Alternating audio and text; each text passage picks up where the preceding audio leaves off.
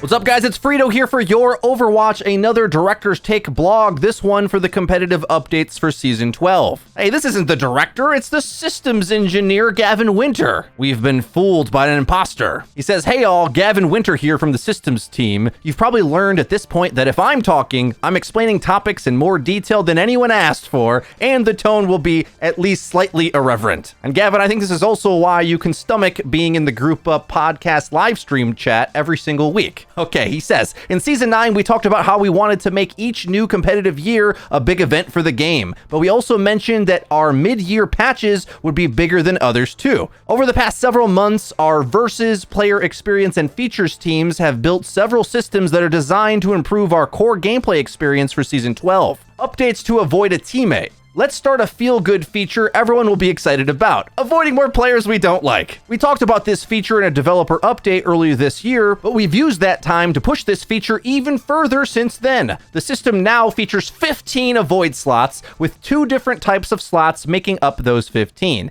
You have 3 pinned avoid slots that allow you to permanently avoid a player. Unlike our old avoid slots, these pinned slots never time out. The other 12 recent avoid slots do time out after 7 days, like on our previous system. They also use a priority system that takes many factors into account when determining whether an avoided player can be placed in a match with you. For most of our players, these recent avoid slots functions the same as our previous avoid slots, effectively always preventing these players from being placed in your match. It is important to note that it's still possible to get players in recent avoid slots in your matches, though. This happens when you're at a very high rank or you're in a lower population region during off hours. As queue times increases, we'll slowly begin ignoring players at the bottom of your recent list. You can reset the duration of each player on the recent list individually, sending them back to the top of your recent list. The new system also automatically replaces the player with the shortest duration on your recent list if the list is full, preventing you from having to micromanage the list. Okay, that was a bit wordy. Did you catch all that, guys? There'll be a running queue for the players you've avoided,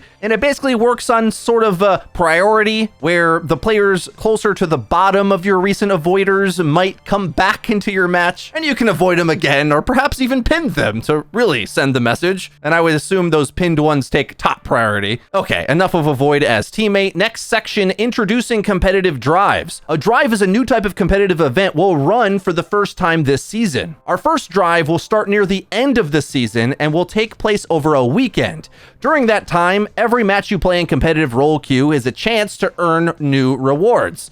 When you win matches, you'll earn a drive score and progress towards the next checkpoint.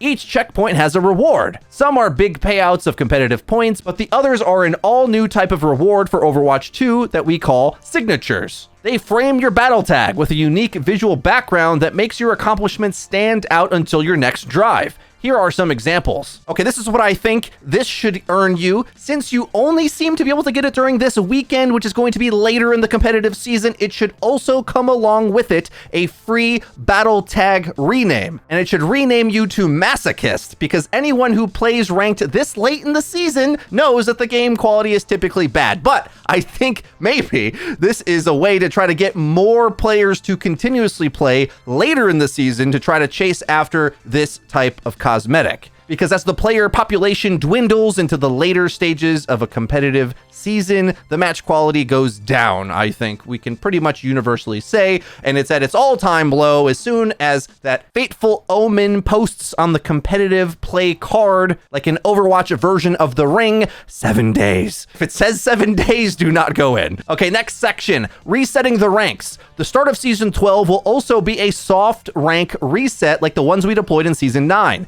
That means we'll be decaying everyone's rank and moving all ranks closer to the average rank. We think that whenever we make bigger gameplay changes like the ones discussed in this blog, a whole new game mode like Clash, and hero balance changes, it makes sense to enable placements and give players a chance to push for a new career high.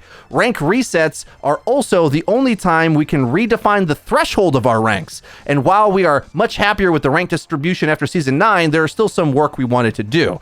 We wanted Champion to be a very prestigious rank, but unfortunately Champion 1 was almost impossible to achieve. Champion, Grandmaster, and Master all had fewer players than we think they should, so we've remodeled our target rank distribution in our highest ranks. We also still had few too many players in our lowest ranks, so that distribution has changed a bit too.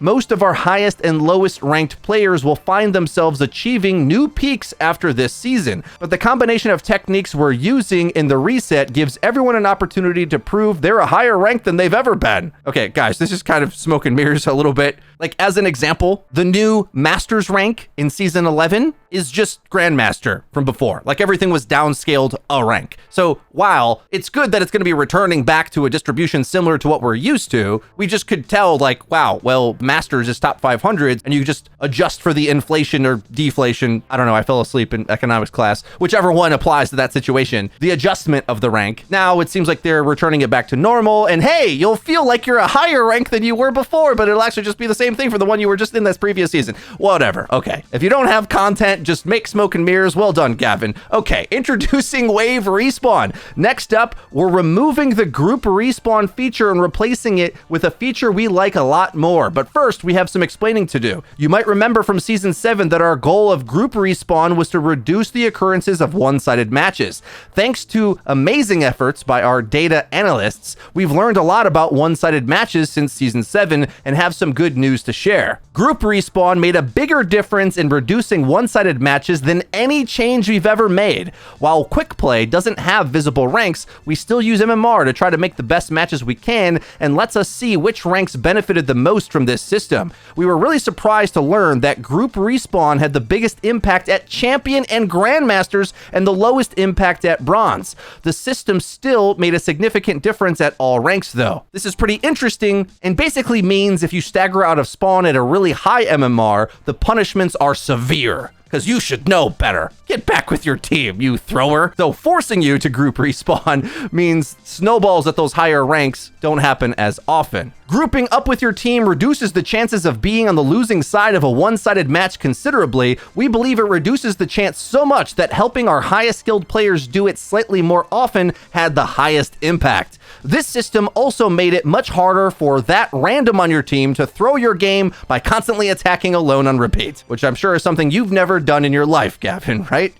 Sheesh, the judgment from this guy, this developer at Blizzard Entertainment. So those things are great, but the biggest problem with group respawn was how dying first often led to getting buried, that's not my accent, buried by a long sequence of teammates dying in a row, making your respawn time a lot longer. This meant their respawn times were generally shorter, but it also meant yours was longer. Wave Respawn fixes that by ensuring your team will always be shorter than the default if a hero was already dead. You might be familiar with Wave Respawn systems in other games, but here's exactly what the difference about respawning in Season 12 for quick play and competitive.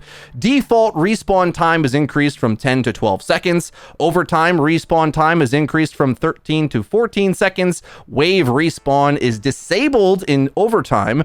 Overtime respawn times have not increased in Flashpoint. When a hero on a team dies, they start a new wave for their team. Any hero that dies within 6 seconds of a wave starting joins that wave. A hero joining a wave will respawn at the exact same time as the hero started the wave. This means that the respawn time of heroes joining the wave can be as long as 12 seconds if they died at the same time as the hero, or as short as 6 seconds if they catch the end of the wave. Okay, really complicated way to say, but a wave starts as soon as that first player on your team dies, so just try to die with your team. It sounds really complicated, but really it just is a nicer way for you guys to all leave the spawn room together, honestly. All right, he says, if a hero starts a wave and no other hero has joined the wave when their respawn time reaches 6 seconds remaining, we subtract 2 seconds from their respawn time. This means that they respawn in 10 seconds. Sorry, my nerdy voice kicked in there. This is very mathematical. Wave respawn is also disabled when the payload is near the end of the track in Escort and Hybrid, the same time our existing anti-stall system activates.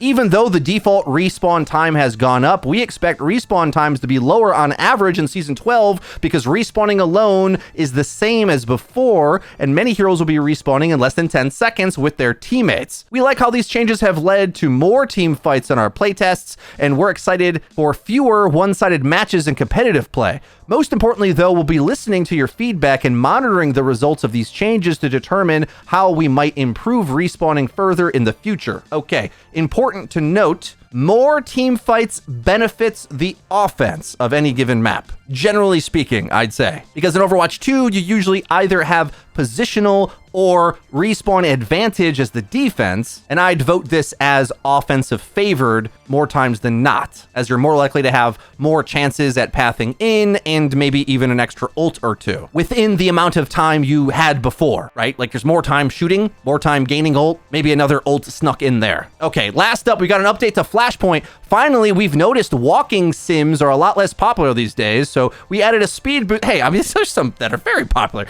He said they're adding a speed boost to all the spawn exits in Flashpoint. Think of these like boost pads in your favorite party racing game. Let's face it, there's only one. He means Mario Kart. Passing through them will give you a significant short-term speed boost that'll help you get back to the point faster, so you'll be spending more time fighting and less time walking. I like this because the objective timer on Flashpoint is odd to me because it ticks faster than any other mode, and just syncing up to try to sneak in that final team fight seems a bit awkward to me. More often than not, prior to this change, I felt you should just probably reset up for the defending the next one. Be interested to see if there's extra team fights now snuck in on Flashpoint as well. Gavin goes on to say, dealing damage or taking damage will immediately remove this buff, so even if combat occurs near the spawn rooms, this speed buff won't have much of an impact.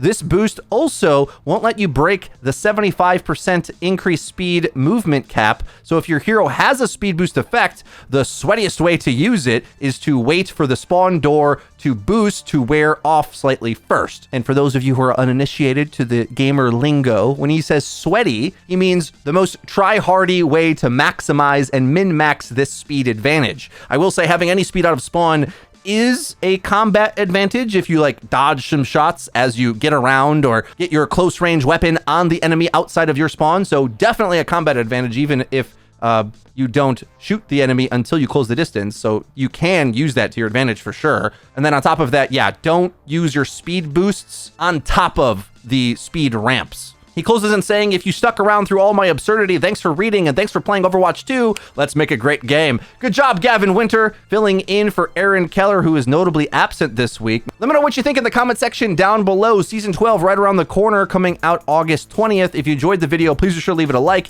And don't forget to click subscribe and the bell icon to actually get notified when our videos come out. That's been it for me. I've been Frito for your Overwatch. I'll see you guys next time.